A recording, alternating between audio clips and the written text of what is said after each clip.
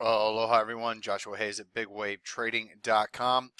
Friday was another basically pretty perfect session overall, price-wise for the stock market indices. The only thing that the intraday action was missing on Friday was a high of day close. However, ahead of a long weekend, it isn't surprising to see selling into the close. What I liked that I did see was as we sold off into the close, we were able to rally in the final 15 minutes. And then after the close, after hours, we continued to rally into the after hours close with the Russell 2000 ending at new intraday, not intraday, but new after hour and intraday pre-market highs following the close. So overall, pretty good session. Now, nice support here at the 50-day moving average by the S&P 500. But what are we missing once again? Volume. Without the volume on the major market indices, it would be foolish and ignorant of stock market history to be confident and cocky bullish on any new long position here. Unless everything is lined up, those that are cocky and confident bulls right now are...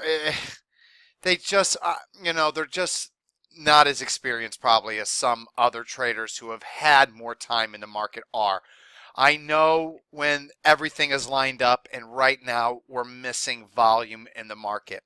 Everything else is good, but as long as volume is missing on the S&P 500, New York Stock Exchange, NASDAQ, as you can see, below average volume and lower than the session before, it's going to be, a little tricky to be too confident on the long side. Now, that being said, look at the QQQ today. Higher volume and above average. Look at the spider. Higher volume. Look at the IWM. Higher volume. Look at the DIA. Higher volume.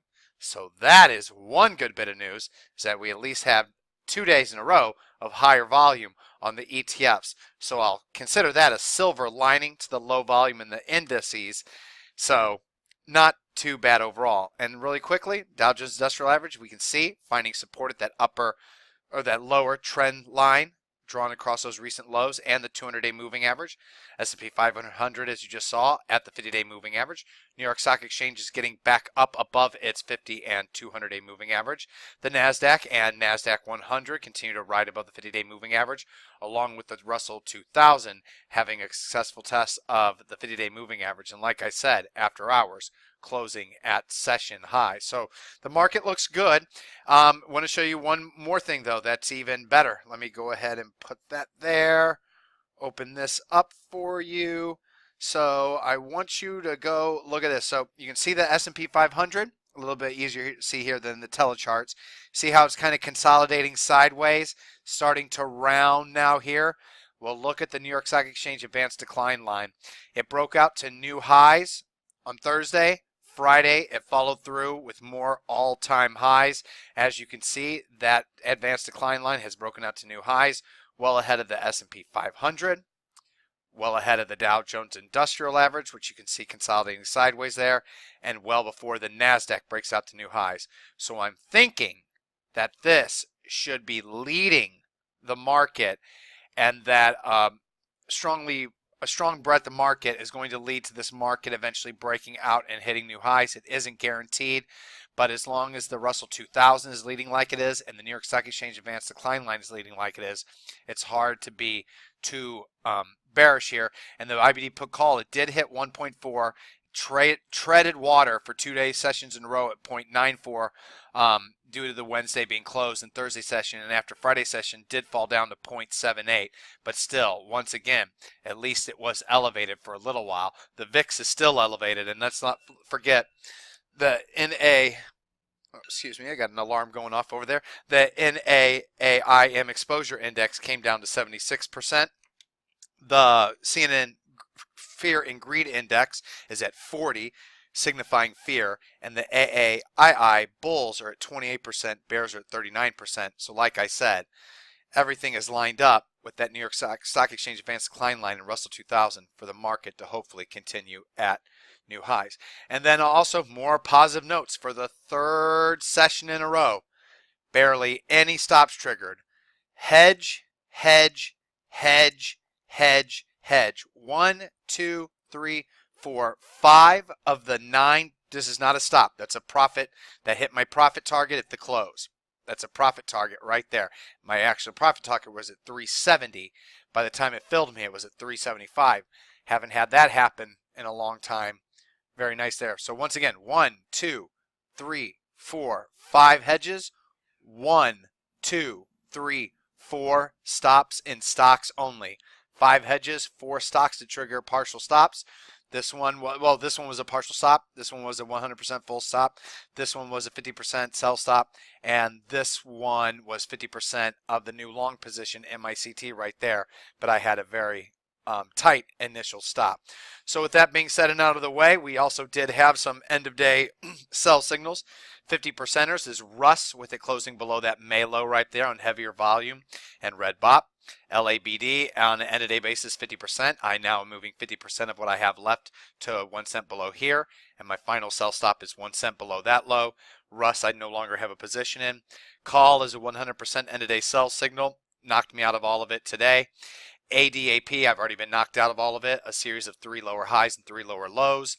Closing also below the, I think that's the July 2nd low a day there. So that's a full sell signal. That's a 43% gain. Call was a 14% loss. KMPR, confirmation closed below the 50-day moving average on above average volume and red bop. Full sell signal. That's a 25% gain. My final stop goes to 1 cent below Friday's session. ZUMZ, I've already been knocked completely out of it, but this is also a confirmation close below the 50-day moving average on above average volume. Full sell signal. Negative 2% loss. AIRI, can't remember when I was knocked completely out of it. I assume it was sometime back here, but I've been tracking it this entire time on an end-of-day basis for the website. Well, it's finally triggered a full sell signal, closing below the 200-day moving average on above average volume and red bop. That will always be a full sell signal if we're long ever above the 2 averages with the 50 above the 200 by the time the price gets below both averages, especially with red bop and heavier volume. That's always a 100% full sell signal. And then BIS is closing below this low a day right here. So that is a fail. Cutting losses. This was the signal date here. Took profits all along the way. Started to hit sell stops right around, I guess, here. No, even that was a profit stop. So the fail today on BIS is my first loss on BIS. But I think here, no, because I was already knocked out of a lot of it here. So I think everything else for me for BIS was a profit stop. I take that back. Today's final sell stop, when it hit my final sell stop, which was 1 cent below this low right here, triggered my first loss on that position. But on an end-of-day basis, that's a full sell signal. And now finally getting to the meat and bones, the new long positions. There are 4 of them this weekend, but all of them are pretty speculative. Now, they're high quality because DWSN comes from my Perfect Speculator scan, MCF comes from my Perfect Speculator scan, OPRX comes from my Perfect Speculator scan, and CEL-C comes from my IPO scan. But CEL-C is extended from its 20-day moving average. OPRX is extended from its 20-day moving average. MCF is extended from its 20-day moving average. And DWSN is also thin with BOP going the wrong way. So they all have flaws in them, but with them all being perfect speculator quality signals, the potential reward to risk ratio based on the previous measured move uptrend to the inherent cut loss levels, too good to pass. So with DWSN, Perfect Speculator scan, I got to get long with 1% of my account capital. It was not confirmed in any other scan. Limit order at 795. First cut loss 737. Second cut loss 715. Third one 702. Final one 679. If you go long DWSN, I just want you to obey the 737 and the 715 cut loss. And then the other energy related Perfect Speculator scan long position, MCF. Getting long 583. First cut loss right there for me, 516, then 488, then 446, and then my final cut loss is right here at 411. If the 200-day moving average is below this low, I would even use this low. If you decide to go long MCF, no doubt about it, you only use 516 and 488 as your remaining stops.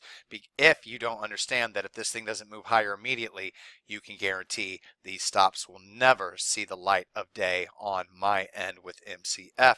By the way, MCF was also confirmed in my green BOP for the past 20 days scan. So this would normally be 1.5% of my account capital, but it's got to be reduced in half due to the extension from the 20-day moving average, 0.75%. And then OPRX, perfect speculator scan name. Sorry about that white dot there. Let me get rid of that. Sorry.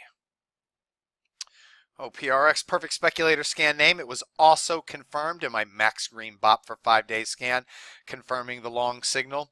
Perfect speculator BOP green, but it was extended by 1 cent from its 20-day moving average, or 2 cents.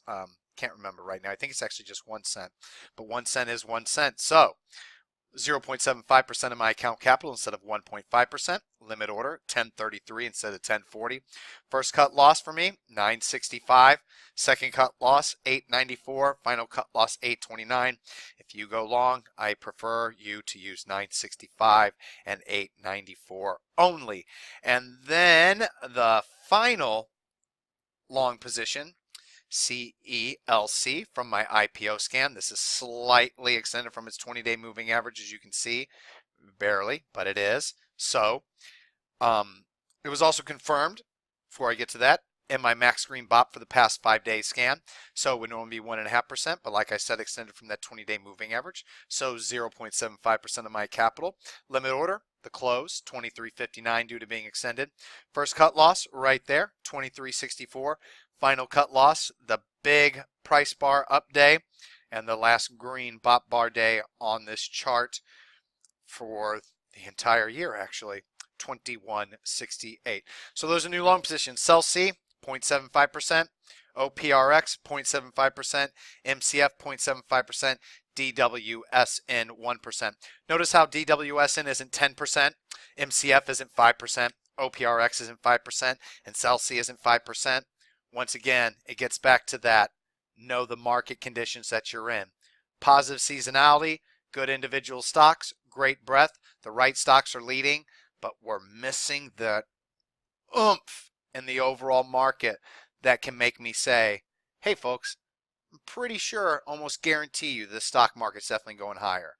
Since we don't have that, I can only say, looks like the market wants to go higher. But with our current price and volume in the overall market, that can be reversed quickly and swiftly. Keep that in mind. All right, everyone, have a great rest of your weekend. I'll see you in the chat room on Monday. Aloha.